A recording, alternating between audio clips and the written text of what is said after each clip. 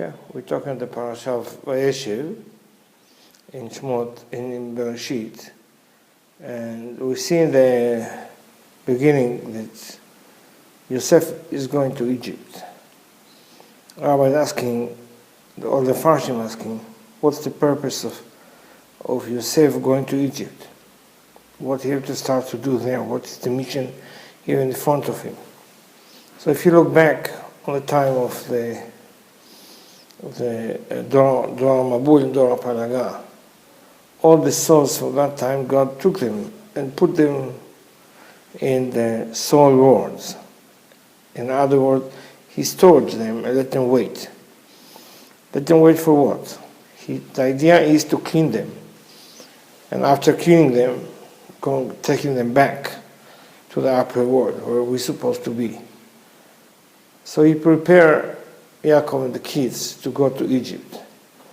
And they went to Egypt like totally 70 people to be able to bring all the souls to Egypt, to clean them, and to bring them back.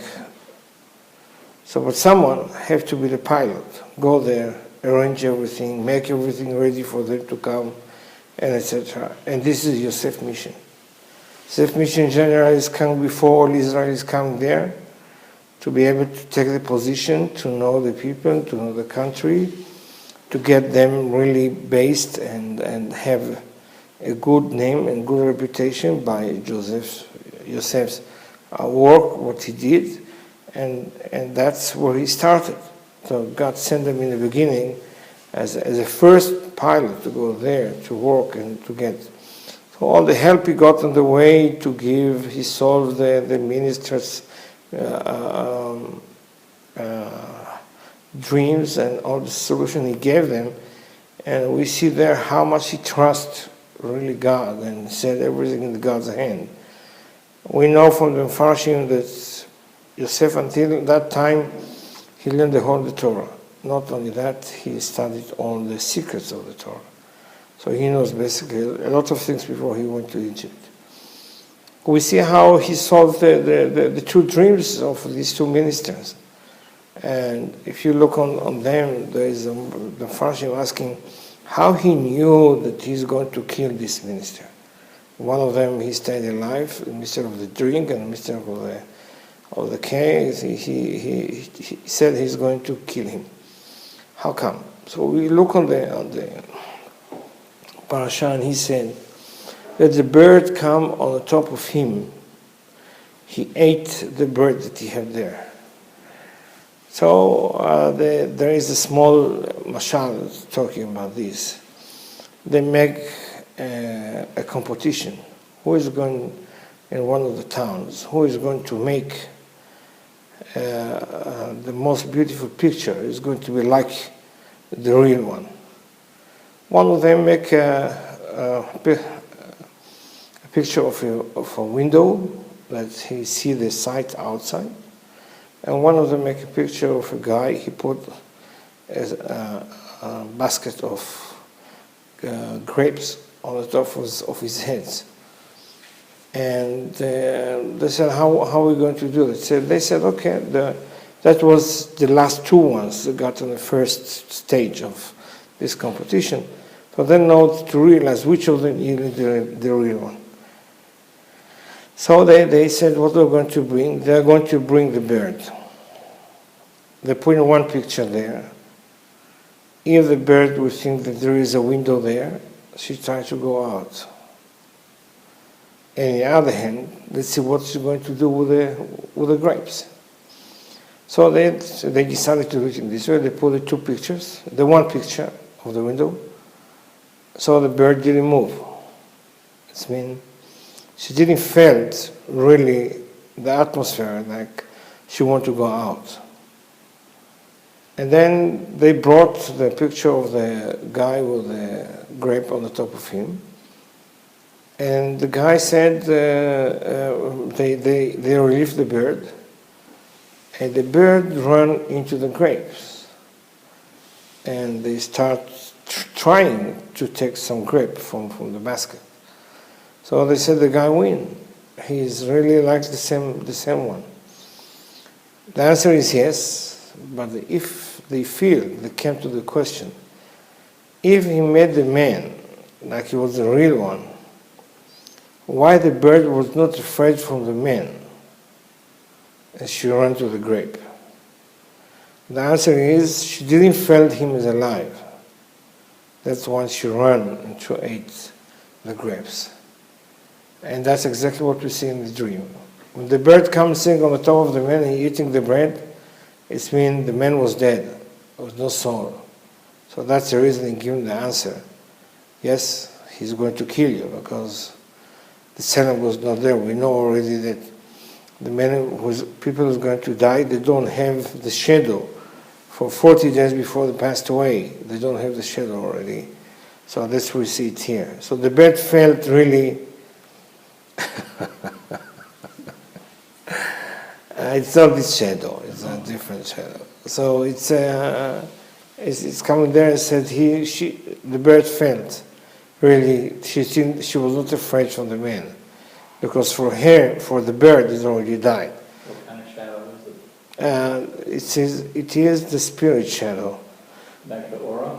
Like the aura, yes. You can't see it. You can, if people can, some people can see it, so they can see it. And that's what he said. Vayeishev lokim et ha'adam betzalmo. What is tzalmo? Is the tselem. Is the tzel and mem. So they said the tselem is there. So he don't have it like the hour for 40 years before he passed away. So that's what it is. This is one side of this parasha, which is obviously very interesting to see how Yosef, as a young boy, 17 or 18 years old, already have solution, can solve this kind of dreams, which we can say are very easy. And we have seen in the parasha another story which is very interesting. And that's about Yehuda and about and Onan and Shiloh. And they're asking, what's happening in that? What's going on? There's one pasuk there. It's very interesting. He said, Vayeda Onan kilo lo azera. That Onan knew that this coming is not for him. So I'll tell the story as the Torah says, saying that, and then we'll see the solution. He was one of the sons? One of the sons, yes. One of the brothers? Yes, Yehuda get married with Batshua, and he get 3 kids, Onan, and Shelah. And he looked for a wife for him, for and he found Tamar was from the Knaanim, and she get married to him. And did something very bad to God, and then God took him. And then he came to Onan and told him, really, you have to make a yibum, it's called mitzvot yibum, with Tamar. He said, yes, I will. He got married with her. But he didn't make nothing with her. Times come and he just saw it out, and God took him. And before that, that's the pasuk came, before he passed away. That's the pasuk said, he knew that it's not for him. What he knew, what is not for him, we don't understand. And then Tamar is getting with, Yehuda is getting with Tamar. Somebody go to Tamar. Yehuda is going to the sheep, is going to cut the wool from them. And she was sitting on the road, and then Yehuda came to her, and they had been together. And then she said, how are you going to pay me? So she said, I don't have nothing with you. So I said, what to do? So she said, give me your stamps and give me your sticker that you're working with, and then I keep it until you bring me my payment, and then we'll do. So in the meantime, time gone, and Yehuda was he was the head of the court, and they came to him, and they told him, Yehuda, your daughter-in-law she's pregnant. She did something wrong. She's pregnant.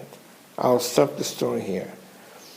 And then he said whatever he said, and then I'll come back to his answer. To be able to understand it properly, the story not starting now. The story starting in Leah, his mother. Yehuda was the fourth boy. And he said, she wants to thank God. Wait, you want to thank God in the first kids. What do you want to thank God in the fourth kid? It doesn't make sense. The answer for that is she saw on her spirit that Yehuda is coming to this world to make a mission for Adam HaRishon's soul. And what he did. Adam HaRishon made a mistake. When he ate from the tree, and God came to him and asked him, where are you? He said, there. And then he came to him and said, what are you doing here? Did you eat from the tree that I told you not to eat? Hari says, he's supposed to admit. He said, yes, I ate from the tree that I'm not supposed to eat. And give any reason that you want, but admitting, first you have to admit. Instead of that, what he said, don't come to me. Go to the wife that you gave me, like this is her fault, like he was innocent. That's the one that he didn't admit on spot from the word lehodot. That's why she called Yehuda the word lehodot, to fix this problem, to fix this chet. And what's happening to Yehuda? Until now he's waiting. Onan did whatever, he knew that his father is going to be there. What? That's why he said, I know that it's not for me. It is for my father, because my father is going to make a tikkun for Adam HaRishon. So there is no question, if I will make the yibum, he will miss that. So I cannot do it. So he sacrificed his life to let his father make the tikkun that he came from. So he passed away. Now who is going to make it? It was a big question for us to find it out, but I find out in the end that Or Chaim says, in that time, that the father-in-law can make the yibum for the daughter-in-law. So that's exactly what he did. When he went to the farm to cut the sheep and to cut the wool from them, take off the wool from the sheep, it says, somebody says, nobody says, no, somebody says, Vayugad le Tamar. Who is Vayugad? The angels came to her and said, go and sit there. She went and sitting there waiting for him. And they said, that's why he came and whatever. Even for him, it's not obvious that he's going to prostitute every second day. And then she got pregnant. When she came to the court, and they told him, Yehuda, your daughter-in-law made a mistake. He said, burn her. On the way to burning her, she said, wait a minute, don't go.